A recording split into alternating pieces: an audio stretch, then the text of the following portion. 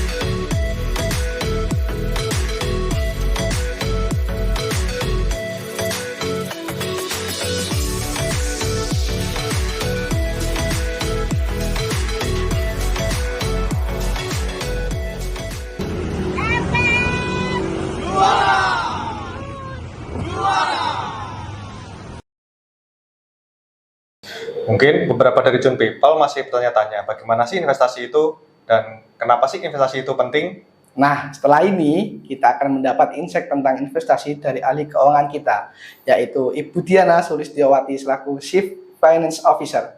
Selamat menyaksikan.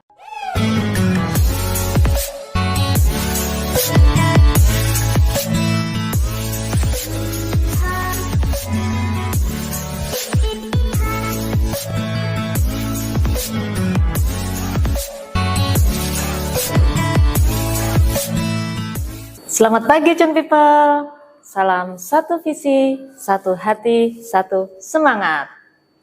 Bersyukur sekali hari ini saya dapat menjumpai Jun People dalam briefing rutin di hari Senin. Lebih 1,5 bulan yang lalu ya, saya sempat menyapa Jun People dan berbicara tentang financial planning. Jun People masih ingat nggak ya? Harapan saya, Jun People tidak hanya ingat, tapi sudah mulai memikirkan bahkan mulai menjalankannya. Senang sekali pastinya saya bila materi yang saya sampaikan dapat memberi insight, pandangan, dan wawasan baru bagi Jun People. Salah satu bagian dari financial planning adalah investasi. Nah, kali ini saya akan bicara tentang investasi, tetapi lebih ke investasi pribadi, bukan investasi perusahaan. Investasi itu apa sih? Pengertian investasi secara umum adalah aktivitas menempatkan modal, ya, bisa uang, bisa aset berharga lainnya, ke dalam suatu benda, lembaga, atau suatu pihak, dengan harapan setelah kurun waktu tertentu akan mendapatkan keuntungan. Nah, kali ini saya akan bahas dua bentuk investasi. Yang pertama, investasi untuk diri pribadi, dan ini lebih bersifat soft skill ya. Dan yang kedua, investasi secara material.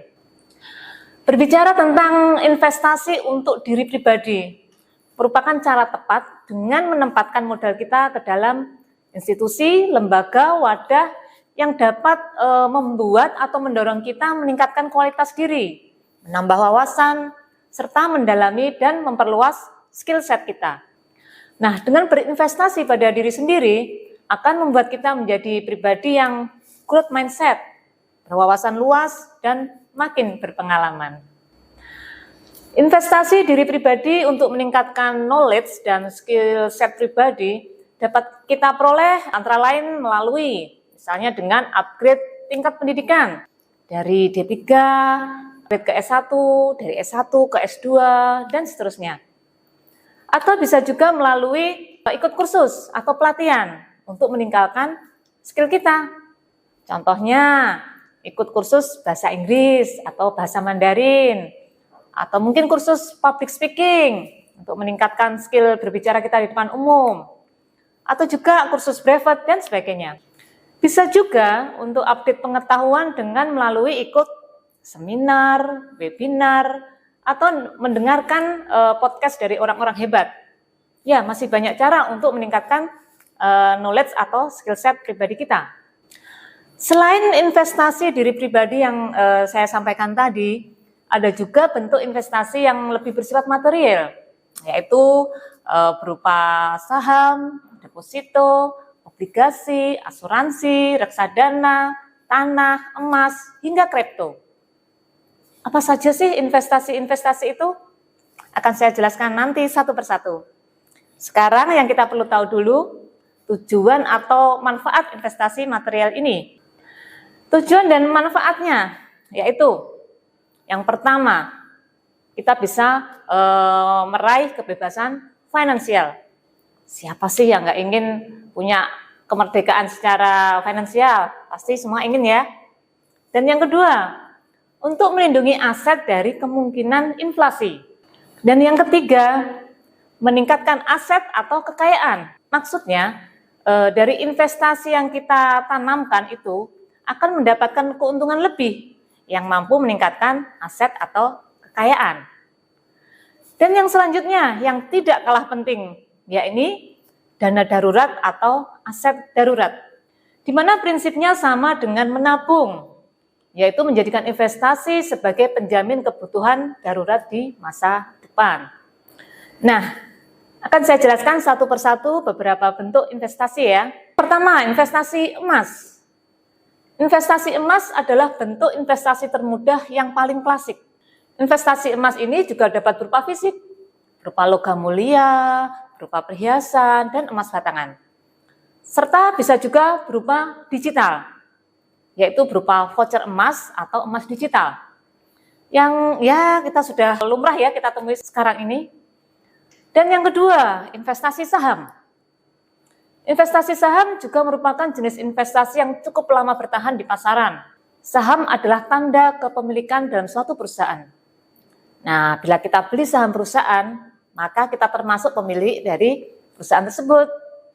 Yang ketiga, investasi reksadana.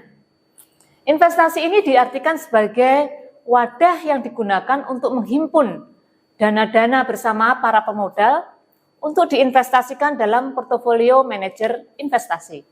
Yang keempat, investasi deposito. Investasi deposito merupakan cara menyimpan uang dalam jangka waktu tertentu, bisa jangka pendek atau jangka panjang. Biasanya dari 3 bulan hingga 12 bulan. Nah, deposito yang memungkinkan untuk dipilih dalam hal ini antara lain deposito berjangka, sertifikat deposito, dan deposito on call. Dan selanjutnya yang kelima, investasi properti. Investasi properti adalah salah satu jenis investasi berbentuk fisik. Secara umum, investasi ini dinilai bisa sangat menguntungkan ya, karena harganya meningkat setiap tahun. Contoh dari investasi properti ini adalah membeli tanah atau membeli rumah yang kemudian bisa dijual atau disewakan. Namun, jenis investasi ini memang membutuhkan dana yang relatif besar ya. Oleh karena itu, pemain investasi ini umumnya adalah mereka yang sudah mapan secara finansial. Kemudian, yang terakhir ini investasi cryptocurrency. Nah, ini yang beberapa waktu lalu ya sempat meledak tentang cryptocurrency ya. Nah, cryptocurrency ini sebenarnya tidak memiliki nilai wajar yang jelas, sehingga menjadikan investasi ini masih dinilai terlalu berbahaya dan tidak aman. Kalaupun mau investasi kripto, cara termudah yaitu dengan membeli koin atau token. Nah, Jun People, semua bentuk investasi yang saya sebutkan tadi, selain mengandung manfaat, tapi juga mengandung resiko. Apalagi bila kita berinvestasi tanpa diikuti kemampuan yang memadai dalam hal tersebut. Namun, Jun People bisa ambil investasi yang aman, yang sudah ada di depan mata kita. Apakah itu?